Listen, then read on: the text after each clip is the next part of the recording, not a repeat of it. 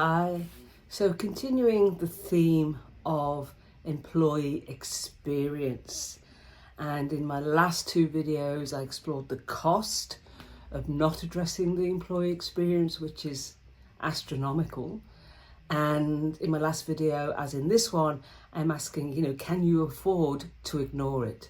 Stop ignoring what it's costing you and doing something about it. Now, I've shared the matrix, which will be in this week's newsletter as well, from Qualtrics. And Qualtrics, who've got a lot of time for, said there was 5 things you should be measuring for the employee experience. Employee engagement, because that's a part of the overall experience. Remember, this is about lived experience, not just satisfaction. So engagement, experience versus expectations, the intent to stay, inclusion and well-being. And then Qualtrics have come up with 20 drivers for improving employee experience. And I explored 2 of them in the last video. And I wanted to explore 3 more today. Now, that's just 5 of the 20 that Qualtrics are suggesting. And I've just picked those 5 for me, what I'm observing in organisations. What I'm seeing tells me that they should be the ones that are bubbling to the top. Now, every organisation is different, I get that, so your priorities may change. And that will be based on what you're measuring. And I talked about that 2 videos ago. Measure the right things, so you know what action to take. Otherwise, you could just be wasting your time and throwing more money away. So one of the drivers Qualtrics talk about is work-life balance. And there's a few things that feed into that. One is flexibility and choice.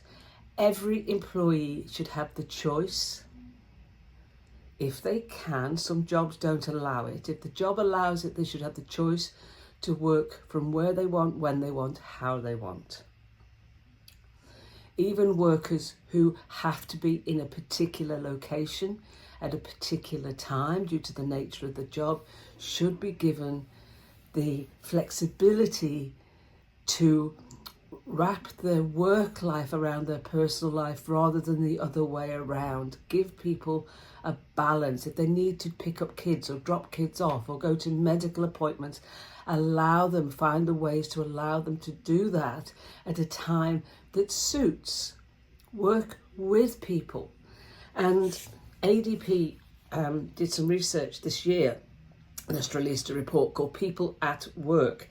And they found that while the share of fully engaged on-site workers has been increasingly steady over the last few years, hybrid workers are still the most likely to report being fully engaged.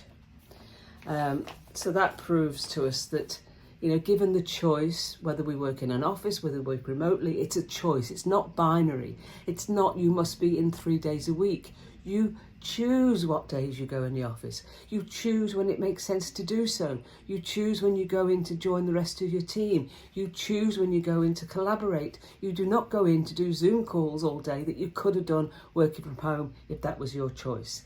And I love what the owner and founder, Yvon Chouinard of Patagonia, said. We have a policy that when the surf comes up, you drop work and you go surfing. I don't care when you work, as long as the job gets done.